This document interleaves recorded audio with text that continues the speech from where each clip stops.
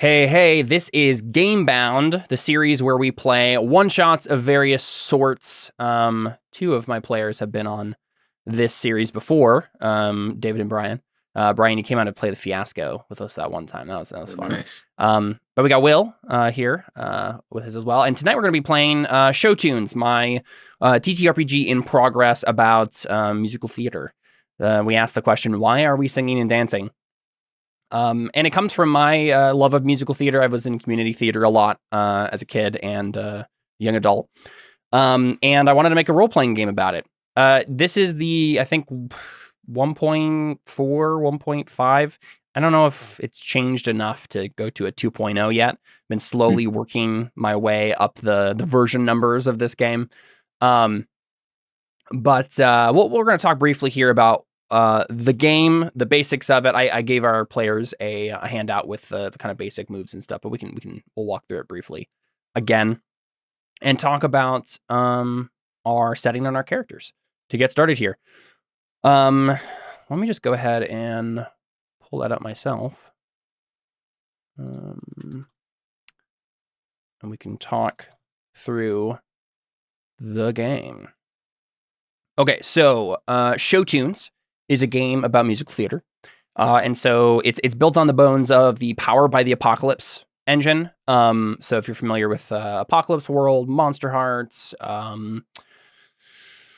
various other Power by the Apocalypse masks, any game like that, you'll be familiar with this system. It is 2d6. Anything you're rolling is going to be 2d6 plus a number.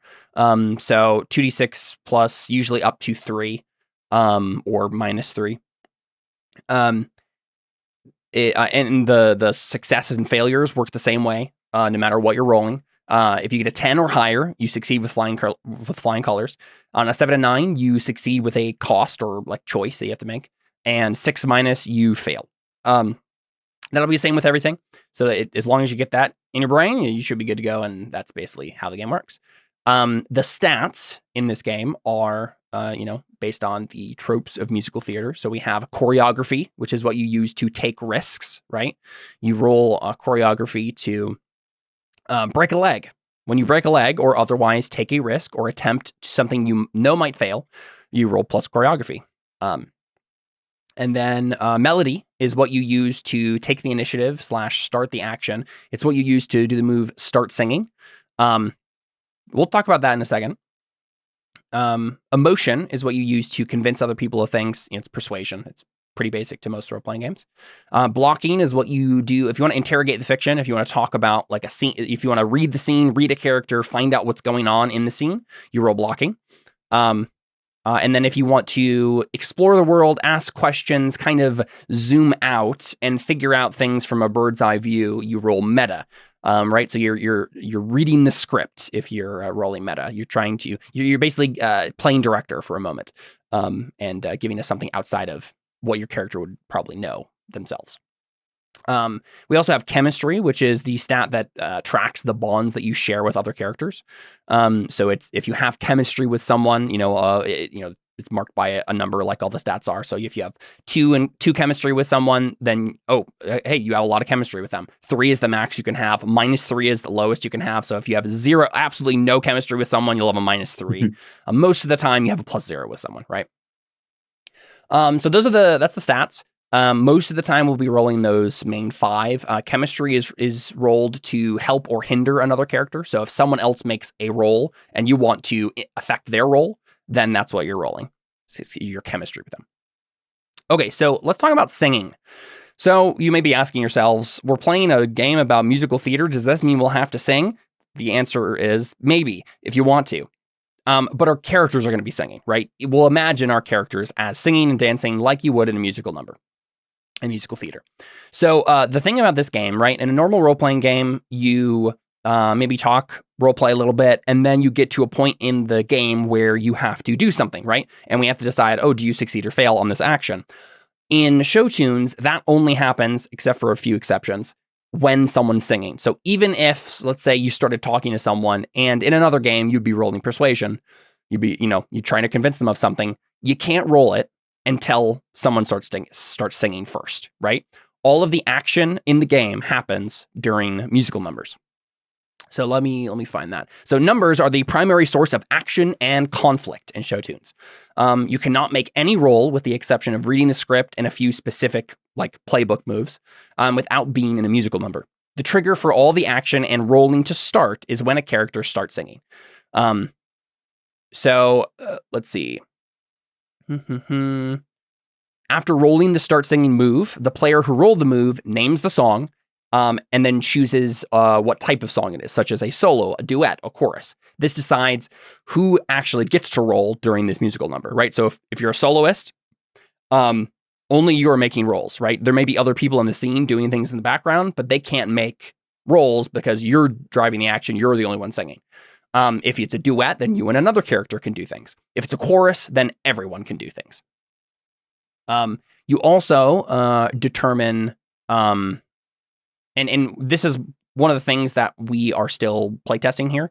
Right now, I have it set as, right, you choose the name of the song, you choose the type of the song, a solo, duet, or chorus, and third, you choose what it looks like, right? Like, what are we actually singing from this song? What's the genre? What's the the choreography look like? Give us a visual as to like what it's actually looking like in this imaginary stage production that we're seeing in our minds. Originally, I had 3 tags that you would choose, and it's just like random words that you would choose, but we decided to just condense it down to one like concrete image. That way, one of the things we can playtest, and if we feel like there maybe should be more or there should be something different there, we can talk about that when we get to it. But yeah, so only other thing is earning XP is probably the thing that matters to talk about. At the beginning of the session, I as the director, so normally I'd be the game master, but in this game, I'm called the director. I will shine a spotlight on a stat for each character. Whenever that character rolls that stat, you mark XP. When you reach 5 XP, you get to choose another move from your playbook. So there'll be other things as the game progresses and I make up more things about the game that you'll get to do with XP. But for right now, that's what you get. You basically get to expand your playbook out and have more moves. So the 3 things that you can do to get XP in this game, if you roll on a stat given to you in the director's notes, you mark XP, right? So, and this is me basically as the director saying, I want to see your character break a leg a lot. And then I'll be like, okay, I'm shining a spotlight on choreography for your character. Whenever you roll choreography this session, you're going to get XP. You can also, the first time in a session that you hit +3 chemistry with another character, right? If you max out your chemistry, you can also mark XP at that point. And then once per number, you can mark XP if you actually sing a lyric from the song.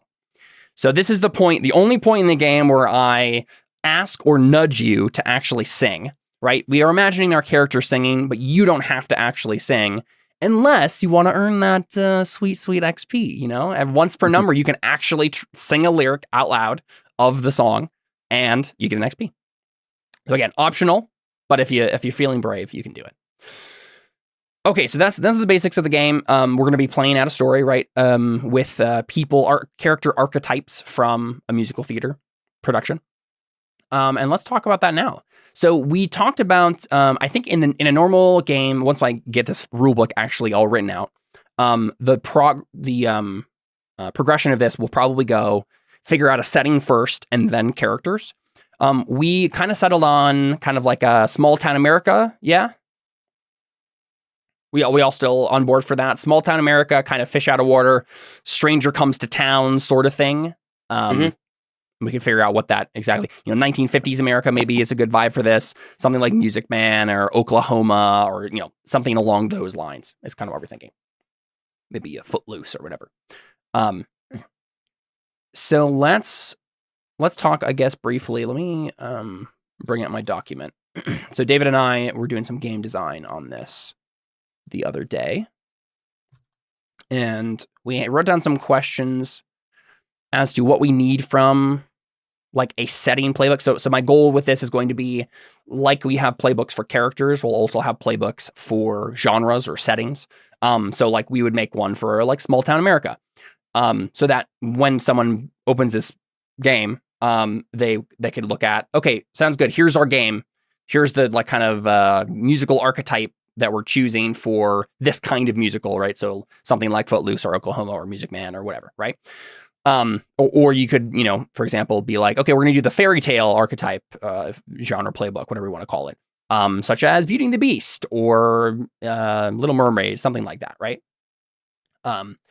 So the things that we're thinking here for questions and that we can kind of run through is the first one I have here that I think would be relevant is tone, right? So, and there's a couple of sub questions to this. And I'm imagining probably, right, tone for kind of small town America, 1950s America, it's going to be light, right?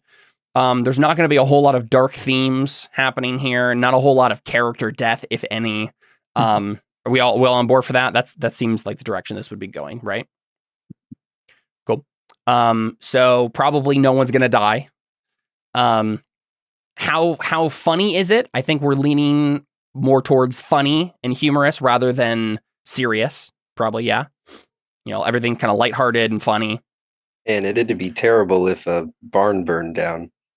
And again, like, it doesn't mean there can't be consequences or serious moments, but I think, and as long as we're all agreed on this, the type of thing we're going for here would probably be lighter hearted, a little bit less serious. Mm-hmm. Here, another question would be, is romance relevant? A lot of times a musical has nothing to do with love or is completely dominated by love. I think it's for 3 dudes or 4 dudes playing the game. I'm imagining we'll probably not have romance. You don't think we want to hit on each other? Yeah, exactly. We can hit on PC, but yeah, we can probably tell the same sort of story without it having to be a love story too. Mm-hmm. Yep, sounds good to me. Let's see. What is it rated? Well, what's our like if we're giving it a TV rating, or a movie rating? What are we thinking? PG, PG-13? But G? No, probably. Yeah, I think PG maybe is a good place to land. Right? Like there's probably tense situations and innuendo maybe would be the farthest, but lighthearted, kind of family friendly sort of thing. Modern PG or 1980? Probably modern PG is just for our reference, but yeah. And the stuff they let slide back then. Yeah, was crazy. Yeah, that's true. It does depend on exactly what the 80s were a different time. I can't remember the last time I watched something that I think would qualify as PG. Well, in the 80s, you actually had G-rated movies. You don't see those anymore. No, yeah, they don't even exist. I literally don't think I've seen anything except for maybe like a Nintendo movie. Even then, I don't know. Like I'm trying to think. I think like Mario was like Mario PG, was PG still. I think so. Yeah. No, it probably G-rated would be like stuff for like preschoolers. Yeah. Yeah. At this point, yeah. Yeah. But yeah, I think the idea is like kind of family friendly, lighthearted. There's not going to be a bunch of jokes about sex. There's not going to be a bunch of people being killed or. Oh man, what am I even doing here? Those are like my 2 things. Okay. Yeah. And yeah. So that sounds like where we're landing. The other questions would be, what are the props? What gear, equipment, tools, or costumes do the characters have at their disposal? So we're thinking 1950s America. Yeah. Question mark. So no cell phones, no, it would be like what? TV, radio, cars. Did they have the bricks back then? The what? The brick phones, or was it still just not in the 50s? No. No, there was no cellular technology in the 1950s. There were microwaves, but yeah, so it would be new appliances were definitely a thing, like state of the art kitchens where you have a microwave and stuff like that. But retro. I meant there was microwave technology, but they hadn't actually invented microwaves yet. Right. Yeah. Interesting. But yes, there is still like a vibe of like futurism that is happening in the 1950s, where it's like here is technology that is going to revolutionize the way you do everything, and it's like ovens and refrigerators and like all of the shiny appliances that would make everybody's lives different. But that's about the extent of it, right? Yeah. Okay. Let's see. Oh, who are the extras? Right. or slash what are the limitations for you guys too? Like what kind of occupations or skills do your character? And I think we're just thinking 1950s America, right? Nothing beyond that. There's nothing going to be supernatural about it. I suppose it's worth pointing out, are we going to be like high schoolers? So our skill sets are like science and math class, or are we like adults? We have jobs. That might be worth noting. Yo, we have magnetic tape? That's crazy. Nice. I think my initial lean was like towards adult. Okay. But up to you guys. Young adult or older? Yeah, young adult, maybe like not teenagers like in high school, but maybe like young 20s. Young 20s, kind of like coming in. It could still be kind of coming of age. It could be people trying to find their way, but not like in high school. Yeah. Man, I don't even have to act. that sound good for everybody? Yeah. Yeah, cool. All right. What kind of antagonists could exist? So, we're thinking probably like overbearing parents or overbearing authority figures in the town. Maybe the classic rich guy who's bad, or the straight the abbot. I mean, the Costello to the abbot. Yeah, they're very straight, serious. They can't. Right. People who want to bring it, like not let you down. Yeah. Are cap guns against TOS? I don't know. I think you're probably fine. It has a brightly colored orange tip. I think you're fine. I'm gonna be a sheriff in the town. I mean, you could be a cop. Nice. State trooper, for sure. Yeah. All right. Yeah, sounds good. My prop. Who are the random minor characters that could exist in this setting, right? Like if small town America, so we have normal Joes mostly, right? Just the sort of normal people that would live and work in a small town America. Who's my Barney Fife? Yeah, exactly. Yeah, that's the kind of vibe we're going for.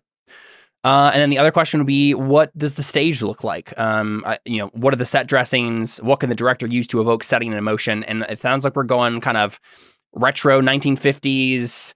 Life is bright and new to these, these new technologies are coming out. Everything is happy and kind of like it's a golden era, right? Is the kind of vibe of the 1950s. How could anything ever go wrong ever again, right? We won the war. Everything is up on the up and up from here on out. Except for the nukes. Yeah, exactly.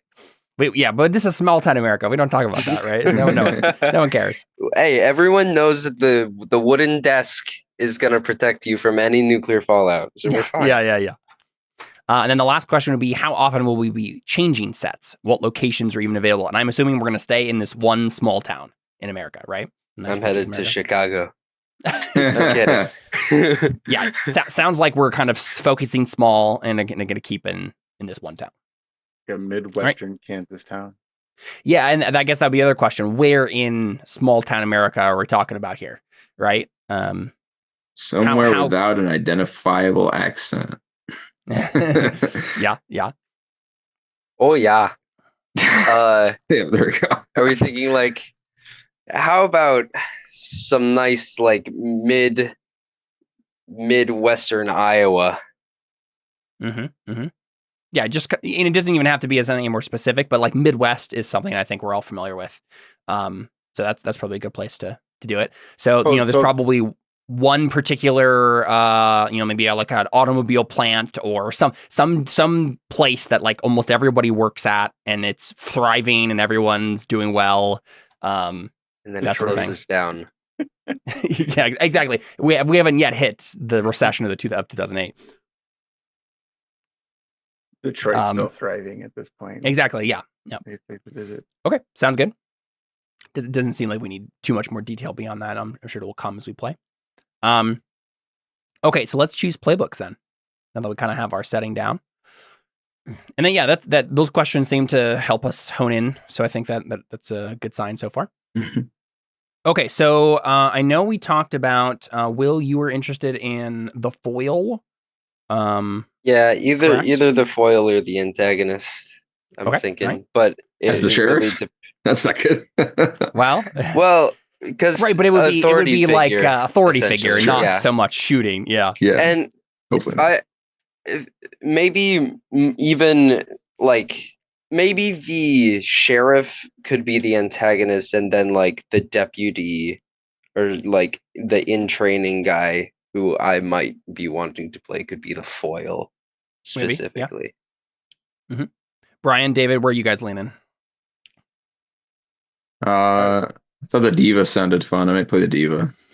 And of course, you'll need the protagonist. So Yeah. that would be fun. But like I said, requires an object. Mm-hmm. So I'm thinking, Brian, if you want to play the protagonist, that seems to me that you would be our fish out of water, our stranger in town, right? So yeah, that is a good question, right? Like, what would be the reason you'd come to town, and then we can just get the very basic of this down so that we can know what David and Will could be, and in the triangle of characters that we have here. So are we thinking something like you come to town and are wanting to shake things up? If so, why? Well, like with Footloose, he comes into town and he shakes things up because there's a law that says there's no dancing. Yeah. And he's a dancer.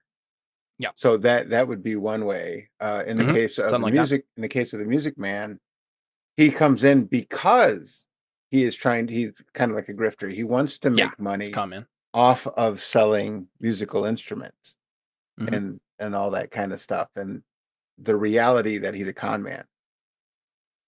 So it depends on how if you want to be genuine spirit who just wants to let everybody be free, or if you're actually trying to grift someone. Like, how antagonistic are you here?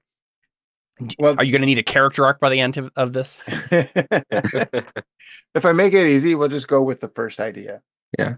Maybe there's something within the town that is some stricture that you from whatever you'd probably be like a city boy then, right? Coming to this small town, and you have bigger ideas about what freedom looks like. What these stodgy traditions that we want to sure. Yeah, especially if we have someone in an antagonistic role playing the law. That's probably where our dissonance lies. Something about you and something about the law. No ham sandwiches under any circumstances. Right. Well, okay. I had the idea of maybe being kind of like a James Dean type character coming in with the motorcycle, the T-shirt, and rolled up bubblegum pack in the shirt. Not cigarettes. Cool kid. Yeah. I literally looked up actors from the 50s, and the first one I found was James Dean, who I don't know who that is. And dude, you gotta I just looked him up right now. But I thought it was funny because I literally the Rebel Without a Cause guy. I already downloaded a picture of him to use as my character, which is fine. You can totally use him. That's totally fine. I just thought that was hilarious that I picked someone I had no idea who it was, and that was the reference. Yeah, that makes sense though, Brian. Like, let's see, it doesn't even maybe need to be something specific that you're doing illegal or want to push against illegal, but it's just like the whole vibe is like you're countercultural, right? Yeah. Right. I'm on a bike, I'm free spirit. You're gonna get everybody in trouble because I come in on my bike, it makes a lot of noise. There are no other bikes in town. Yeah, everyone else is riding bicycles. And the exactly. And the cop comes after me because of noise violation. Something like that. Put the ticket. I'm like, what are you doing? Yeah. All this gasoline pumping motor noise is a bunch of hippy dippy baloney to me. Yeah. They didn't complain about gases back then.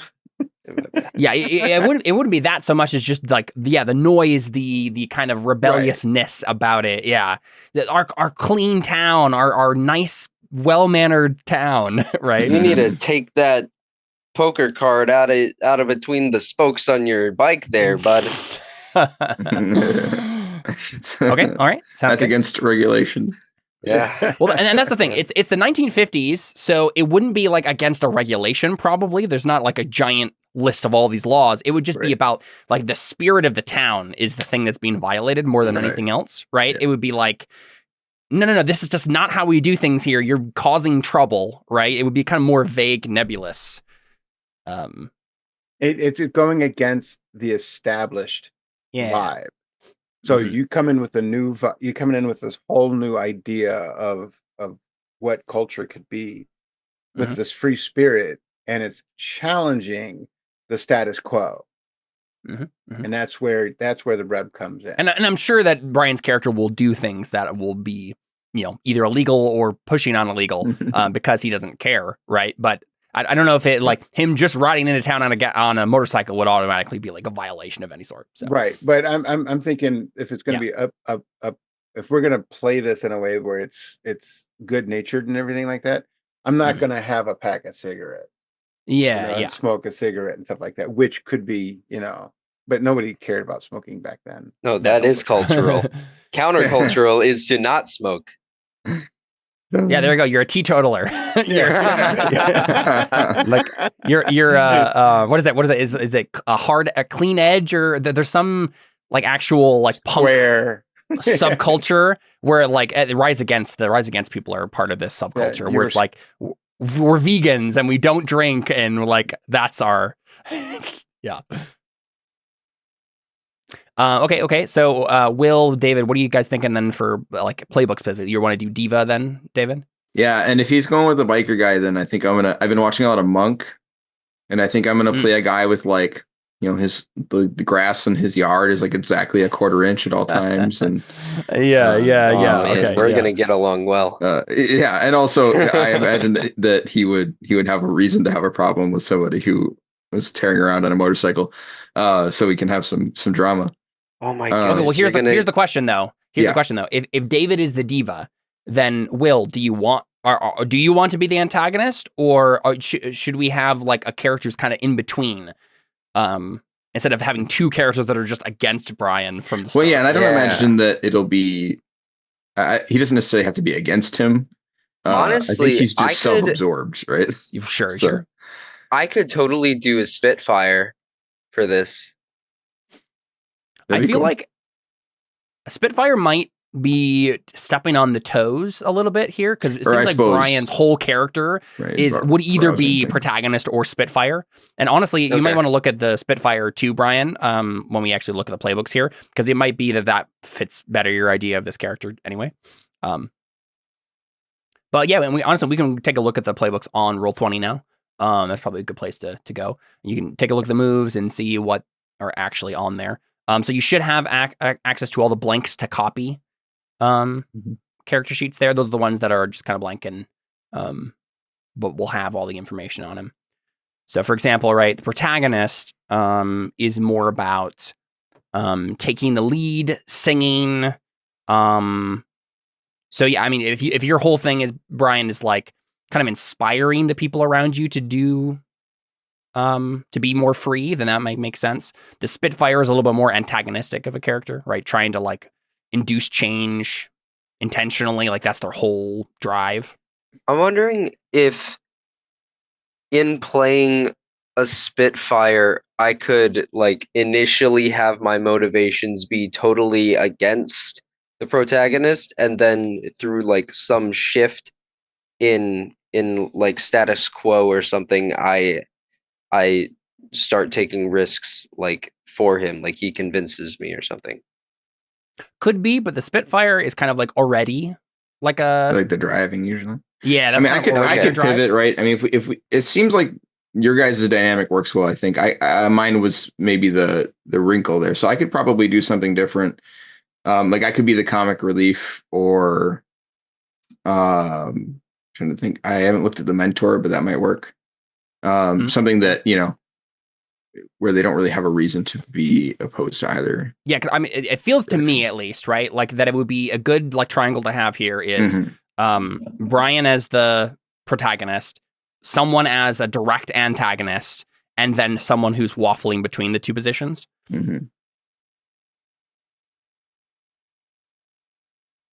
Oh yeah, this is the playbook with stuff for when you're dead. It's funny.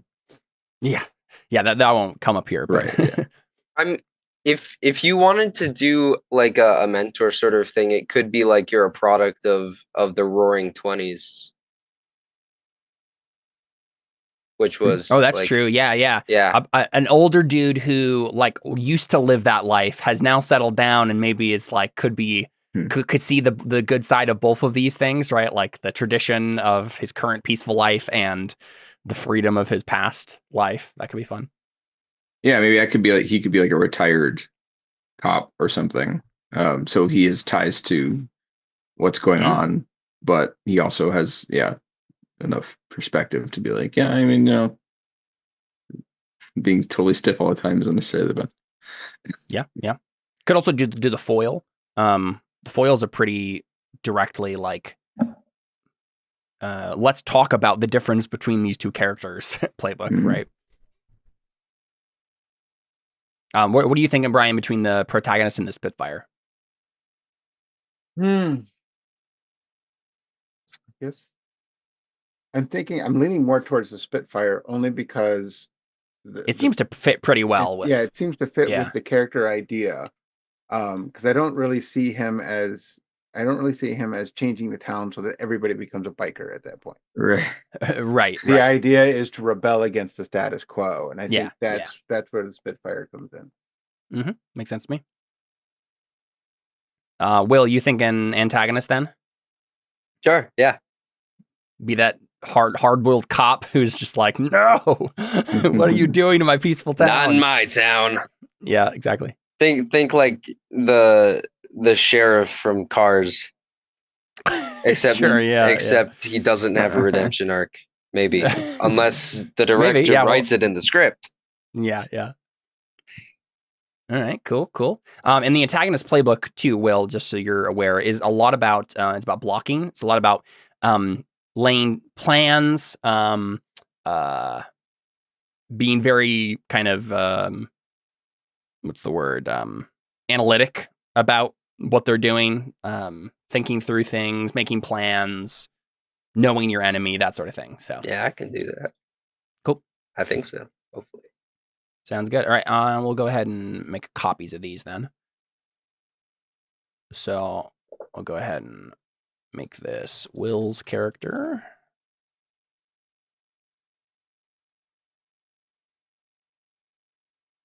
Let me add a folder here. New game. There we go. Okay, so what you'll want to do. So then, David, what are you thinking? Still looking between the mentor and the foil. Okay. You don't have like a character that could be like a sidekick. Comic relief and foil are good for those. Yeah, the foil has a move called sidekick. Yeah. Although it doesn't. It's about like being active, but all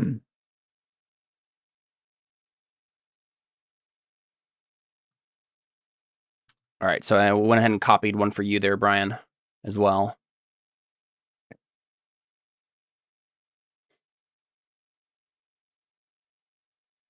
Name look. So this is and so name and look are just kind of like standard basic examples. You don't have to choose any of these if you don't want to. But what I do need from you is a name of any sort, and then a description of your hair, clothes, eyes, and body. Just kind of as a basic rundown of a physical description, so we know what your guy's about. And then from there, you just follow the list that it gives you. So you'll have a list of stats there. You add one to that stat, and then if you guys go to attributes and abilities on this tab, on this character sheet, you'll see the attributes there. And just go ahead and put in whatever your final numbers are once you've figured that out. And then from abilities there on the right, you should be able to roll the stats. So choreography, melody, emotion, blocking, meta. And as long as you have the accurate thing in current on the attributes, it should roll correctly. And we put in the under stats where it says choreography, emotion. That's what we put. Yeah, in. Exactly. Yep. Just put in those numbers there. Yep. And you get to add 1 to that list that it gives you. Yep. Right. Any stat. Mm-hmm. And then as for moves, you get usually I think everybody gets 1 move to start off with, and then you get 2 other moves that you get to choose from that list. So go ahead and just start kind of picking at that, and then David, what are you thinking for playbook? I think I'll do mentor. Cool. And we'll copy that over you for you.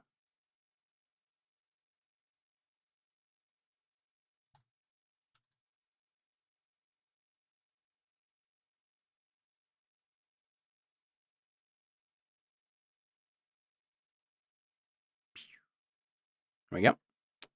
Okay, so yeah, you don't have to make name or looks right away too if you don't have a clear idea. You can do the mechanical bits first if you want to. Yeah, so it would be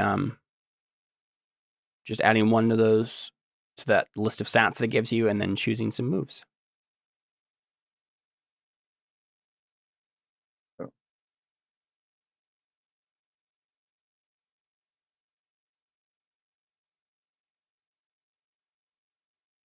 I have 2 first names.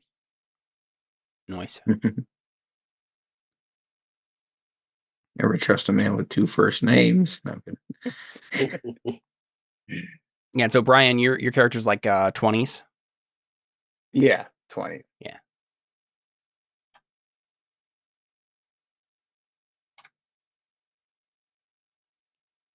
Henry Hallister. Nice name, David.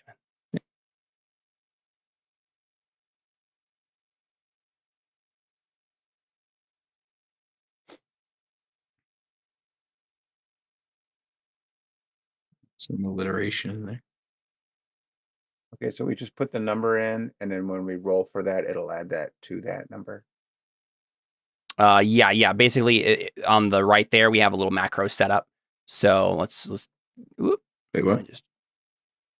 So in attributes and abilities, there, David. And that tab next to bio. Oh, okay. I'm still in the editing thing, so I can't. No, you're totally fine. So I roll. That's where you can put the final numbers for your stats. Okay. So, for example, Brian, you put in choreography, and it should. Yeah. You rolled it too. Perfect. Yep. Yeah, but where does that show? Oh, it shows up in on the chat log. Yeah. Okay, so my first one was 11. So it added a 2 already. Okay. It added a 2. Yep. Okay, do we put that in the max section or the current?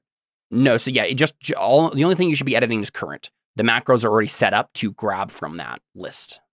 Okay. Gotcha. Cool. What are you thinking, Will? I'm reading through my antagonist moves. Cool. I gave the +1 to meta. Nice.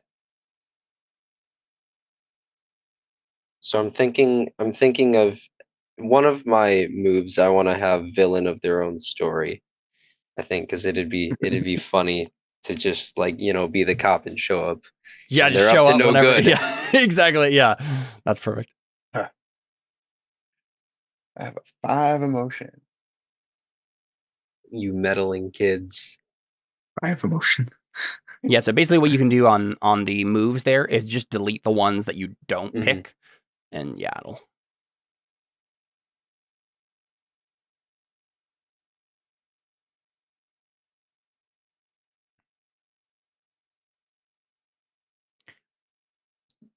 Oh my goodness, the boss fight sounds kind of cool because you can basically have like the main set and then an aside with like the villain and the protagonist or something duetting together, but in totally different spots. That's cool. Yeah, even if you're off stage. Yeah, exactly. Yeah. Why'd you make so many cool abilities? Glad to hear it. And how do we establish chemistry between players? Yes, so that'll be the starting chemistry will just be because through your bonds. We'll do that after everybody's picked all their other stuff. I think we'll do that last. So yeah, how's everybody doing? Good. You picked all your stuff already, Brian? Yeah, I did all my stats. I'm working on the character. Oh, okay. The moves, yeah. Yeah, so you get Catalyst right away, and then you get to choose 2 others from that list. The Spitfires have some fun moves. I particularly like Dance Break. You get to interrupt a musical number with a dance break and change something. Sorry, I had an image of Guardians of the Galaxy. Dance off. Yeah. Yep. Yeah, nice. That's funny. Wow.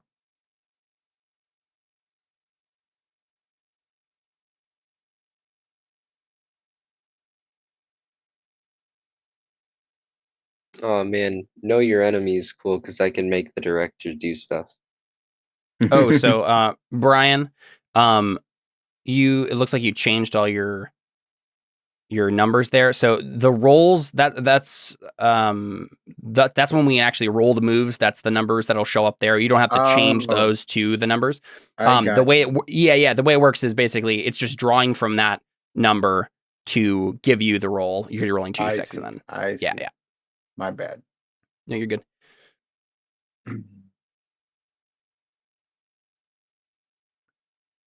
So yeah, it's just whatever that original list was plus the one you added. Oh, okay. I think I'm gonna do villain of their own story and boss fight. Nice. You remind me what melody does? Because in the basic moves, none of them use melody. So I'm trying to figure out. That might be because I need to rename. So one of them, musical, got renamed to melody. Okay.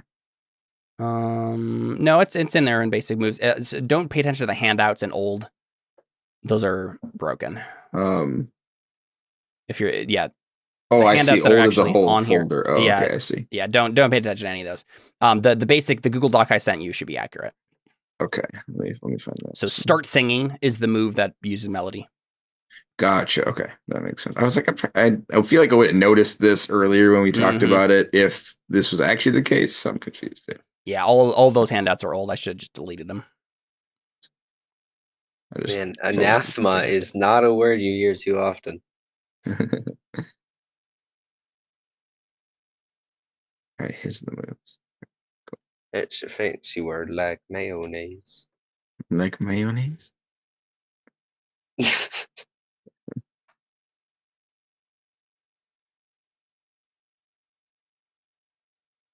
Yeah, and so when I finalize the game and have all the setting playbooks, so we'll have one that's kind of like this one, like Small Town America. You instead of the kind of basic examples I have in these playbooks, I would have a list of names for each of the playbooks, but for that particular setting, right? So some example names that fit that particular setting, and example looks that fit that particular setting, and then probably some more specific bonds that fit that particular setting. But these are all the kind of basic ones that we have so far. I think the ones we've got here work pretty well. Yeah, they work pretty well as generic ones. I think I'll try to make some kind of tailored ones for the genre playbooks, but it's good to get us started. All right, go ahead and let me know when everybody's set all their mechanical stuff's in order. Yeah, pretty sure I'm done. Right. Cool. Then we can go through bonds. Switched on my numbers. Sweet. Is that right? We'll check. What's that say? Seems like it. Cool. Yeah, and then when we figure out our bonds, we'll set that chemistry as well. That's the one that it was, the name changes all the time, so we didn't set up a macro for those.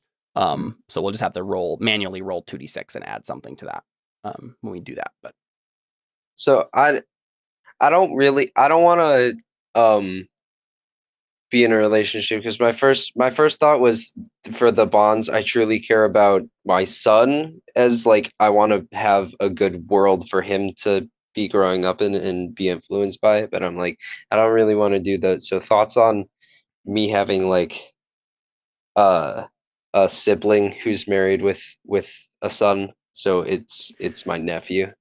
You could do that. And I think any of these bonds can have NPCs in there. But I think the initial idea is that these are the bonds you have with each other.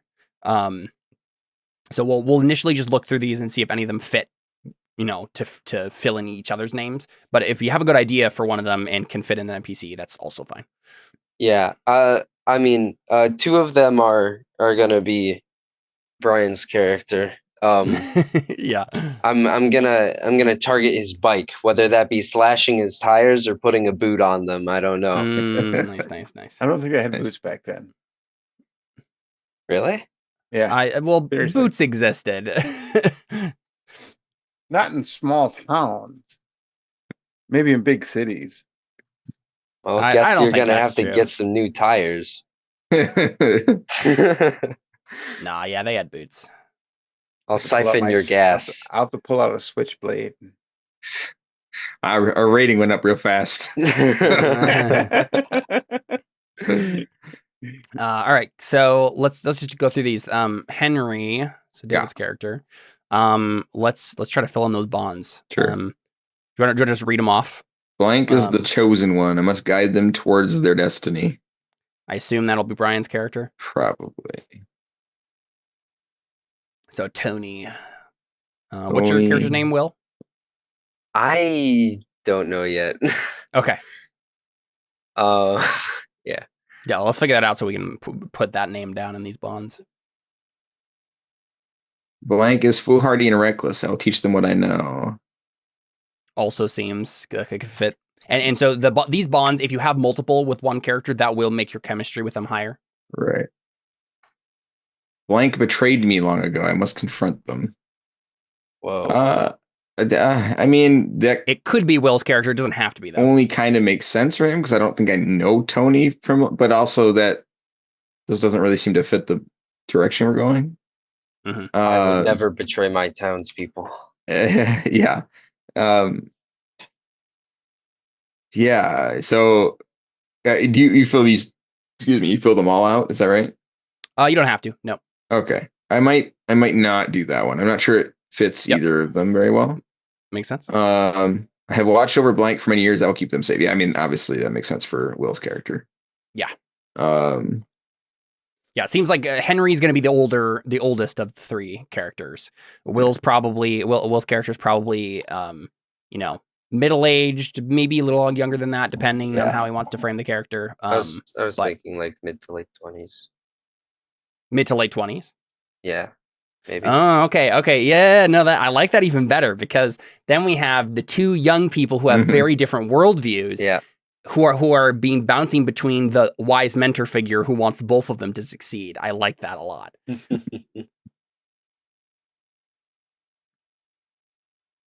right, cool. Yeah. So that sounds like Henry Hallister has two chemistry with Tony and one chemistry with Will's character. Gareth Gilmore. Nice. How do you spell Gareth? Just Garreth. Okay. Maybe. Yeah, never mind. Autocorrect is telling me it's Gareth, and I don't want to have a red squiggle, so we're gonna go with that one. I was gonna say autocorrect doesn't know what it's talking about, but that's fine.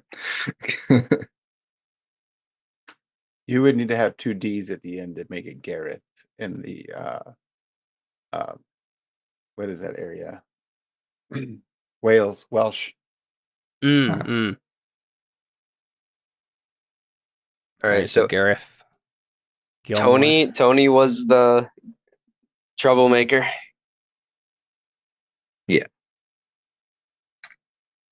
Yeah, Tony's troublemaker. So Tony, let's go through yours, Brian. Fill in these ones too. You want to read them off? I need a lackey. The bonds at the bottom? Yeah. Blank means a lot to me, though I'd never say that to their face. Either of our player characters fit for that. Okay. You're playing, Caleb? No. I'm not playing. We could put an NPC here if you have an idea for the NPC. But basically my question is, do either David or Will's character fit that one? We don't have to fill one of them in on there, but if you think that they would, I don't know how well our characters know each other, right? Nah, he likes me. Yeah. So deep down. Yeah, we can move on from that one. Yeah, I don't know anybody that would fit with. Yep. How has blank hurt me in the past, and what am I going to do about it now? Oh, how I would say the Will's character, only because it may be related to cops in the past. Yeah. For being a cop. Yeah. The broader category. You're just prejudiced. Okay, I see. Projecting. I am too. Love it. That makes sense. Okay, and then I share a passion for someone with blank. For something. Yeah. That could be David's character, right? Sorry, what was it? Yeah. I share a passion for something with blank. With blank. So David's character. Yeah. Yeah, but there could be something. Free spirit. I don't know. Yeah. I just thought of something that could be a cool piece of backstory and like reason why I have a special interest in Tony. If we're going for kind of like the bike loving bit, and it maybe like my father was in the Roaring 20s and like died in a biking accident, and so I'm like, this lifestyle is dangerous and is gonna get yourself hurt. All that leads down this path is heartache and pain, and so I gotta get you off this. Yeah, nice. Motorcycles existed in the 1920s, so they weren't as highfalutin, but they existed. I probably knew him, I suppose, right? Mm-hmm. Says blank and I have been rivals for a long time. What started it? And it might not fit to put anyone there, but you could also put Will's character there if you had the same reason as like rivals because he's a cop. Yeah. He's a cop. Yeah. Right. Cool. So is the passion that you share with David's character bikes? Is that what we're honing in on here? That might be cool. Yeah. Henry has like a 30-year-old bike just like rusting in his garage that he used to go. What if I can you fix were your biking bike, with my dad? Yeah, I think that's probably true. Like your dad and me probably did bike together, and then he died and I stopped biking, right? Yeah. And then but like he probably still like takes care of it and stuff, but doesn't actually ride it. It's like a pristine condition, like antique bike in his garage. Mm-hmm. Nice. Cool. Love it. Were you going to say something, Brian? Sorry, I think I cut you off. Oh yeah, go ahead. Oh no, I was just saying that we could your old bike needs to be fixed. I could help you fix your bike. And while I'm fixing your bike, the cop comes over and knocks me on the head. Oh my goodness! Because the boss fight. No. That one would be villain of their own story. My bad.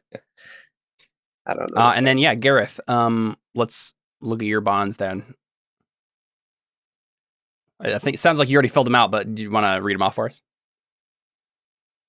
Will? Oh, my bad. I am first time I've been referred to as Gareth. Yep. So my first one is Tony is trying to change our structure. I'll make sure they're run out of town. But I might change that one for so did you take a look at the like pre-written ones there? I did, and I didn't like it. So I kept something that was similar. Okay. Which one did you change? In meaning the first one. So blank's goals are anathema to mine. I will make sure they fail. What did you change it to again? Tony is trying to change our structure. I will make sure they run out of town, which I don't think fits anymore. So I might switch that second part up to something about I mean, like, so the thing with these bonds is they don't need to necessarily tell us, oh, it's not a burning wheel belief. They're not there to like actually describe something about our characters. We just make that up as we play the game. Okay. It's just there to decide whether or not you have a bond with the character and to add chemistry. So just filling in his name on goals are anathema to mine, I will make sure they fail. That's basically what's happening there anyway. Gotcha. So yeah, obviously Tony is his goals are anathema to yours. You want him to fail. Do you have any lackeys in mind? I have absolutely no idea. Obviously, none of our characters make sense for that. I don't think. Yeah, and that's totally fine too. We don't need to fill in that one either. Yeah. And then for the other two, I also have Tony there. Blank is the weak link. They're the first place to strike. No, it's specifically Tony's bike. Oh yeah, you have chemistry with his bike. Yes. Well, yeah, that's the thing. You can't have chemistry with his bike. I don't know. I think that's pretty funny. So honestly, here's a thought. Yeah. It actually might make sense to put Henry's name there. If you want to get at Tony, that's the weak link, right? Is through Henry. That's true. Yeah. Is Henry spelled with 2 N's or one? One. I don't think I have ever seen the name Henry spelled with 2 N's. I've stopped I don't know English, questioning the spelling of names in the last like 2 or 3 years because they're all nonsense. Fair enough. So. Yeah, but like that's just a bunch of white women in their 20s naming their kids like Ashlyn with 3 Y's or something. It wouldn't have been spelled that way in the 50s. So yeah. Regardless. And then were you saying, Will, that like Gareth truly does care about Tony? Yeah, and that I'm being the antagonist because it's for his own good. He doesn't want him to die. Yeah. Okay. And probably also because it's disturbing the town, right? In your opinion. Oh, right. Yeah. Yeah. Cool. Yeah. So that should mean that I think everyone has 2 with one person and 1 with another person. Yep. That worked out. Unless Henry wants to be my lackey. That would be a weird twist. Oh, wait. It could be like a little less of the like Disney Hercules like little goblin dudes and more like I'm targeting him as the weak link to then influence him as like my mouthpiece. Yeah, that sounds like something that would have to happen in the game though. I don't know if I don't think he starts out as your lackey. Yeah. Probably. Yeah. And I don't think that this is saying they are my lackey. This is saying like I'm going to target them to become that person. Oh, no, you're totally right. Yeah, a good villain always needs lackeys. Blank will do just fine. You're totally right. Yeah. Yeah, that makes sense. You can put Henry down there if you want to. Cool. Yeah. Okay, so that would mean for you then, Gareth. Can I change the name on this? Not letting me.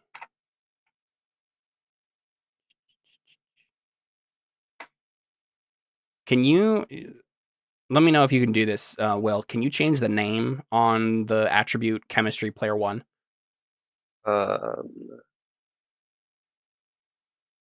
When you click on it, does it let you edit it?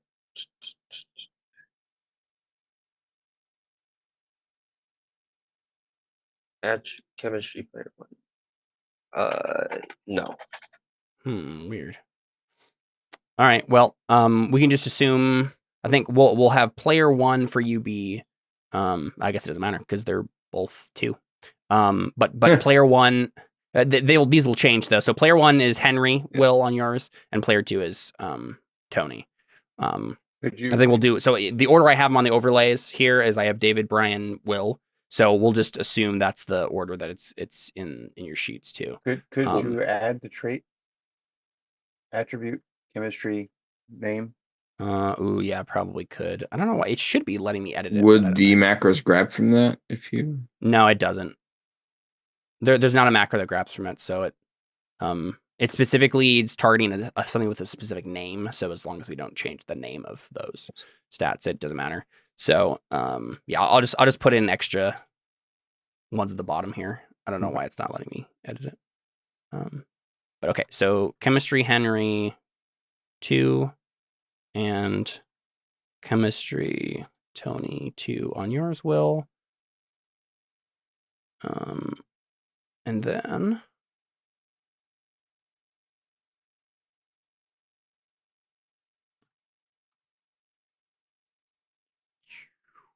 there's Gilmore.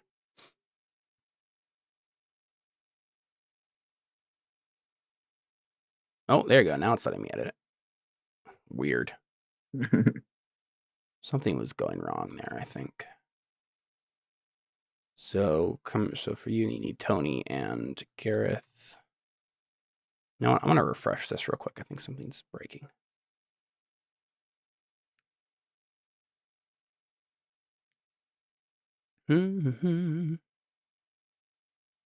Oh, I see. I think people were editing at the same time.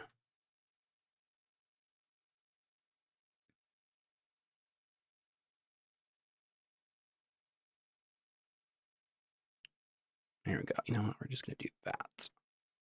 Sorry, I'm just making sure these are all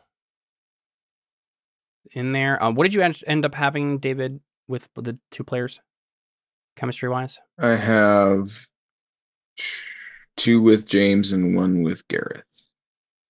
Okay. And then Tony. I had 2 with Gareth and 1 with Henry. 1 with Henry. And 2 with Gareth. Okay. And then real quick, let's.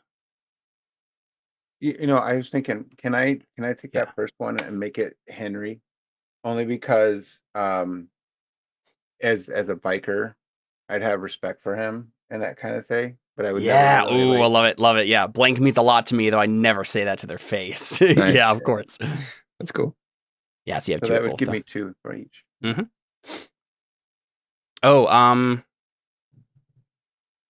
except we did. So in the rules, it says the sum of your chemistry with players can't be higher than 3. Like in total. Would it be for anybody?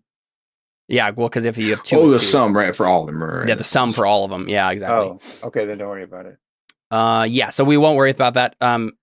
That I want to play test that and see if I like that. So let's even if you have more than 1 bond, one of them will need to be 1, and one of them need to be 2.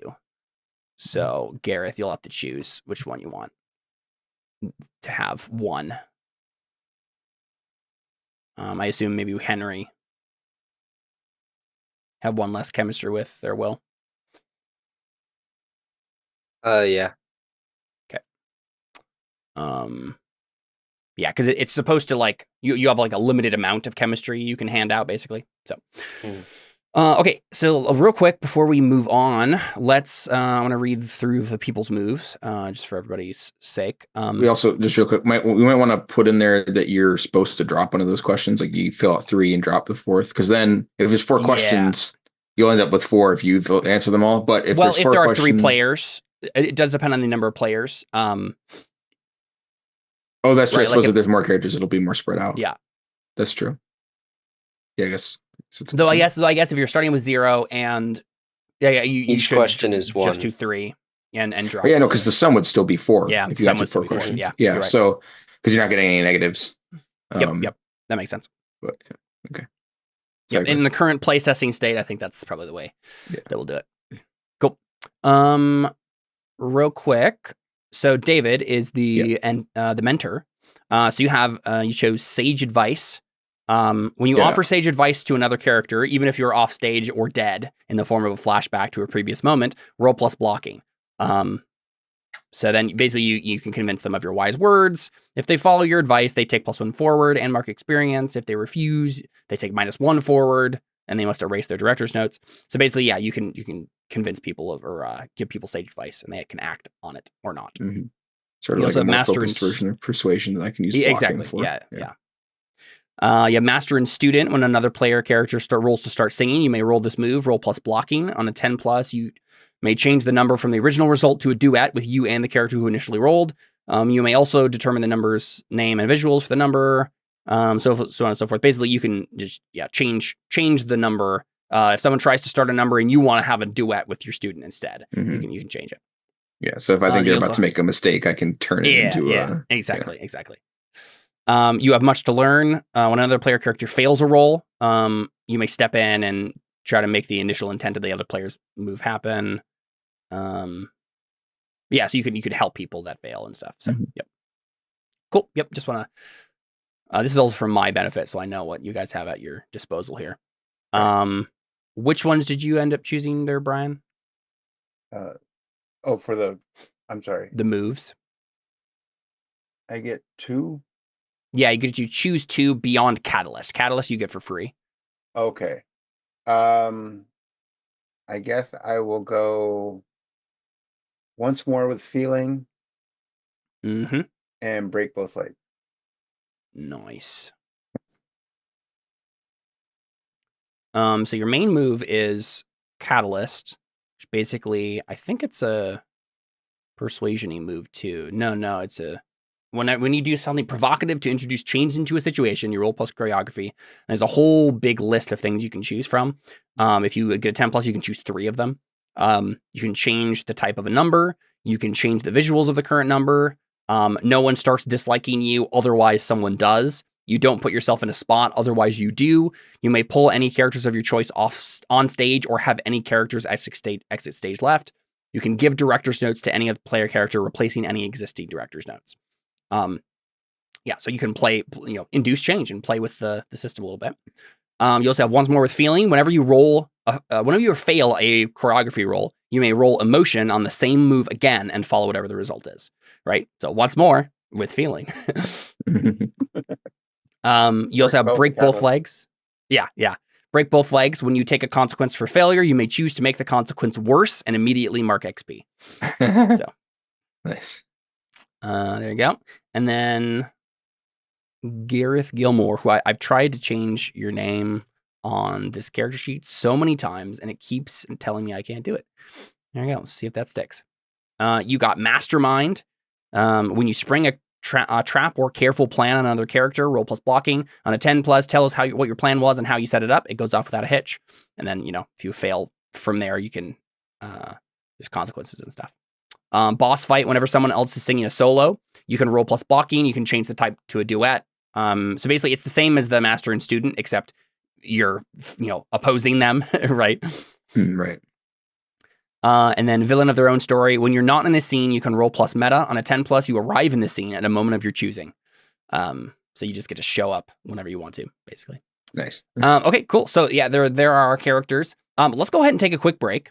We're kind of at the midpoint of our time here. And we'll take a quick break. I need to go to the bathroom anyway. And then we'll jump back in maybe about 5 minutes. And then we'll jump back in and play our game. Okay. Cool. All right. Be right back with more show tunes right after this.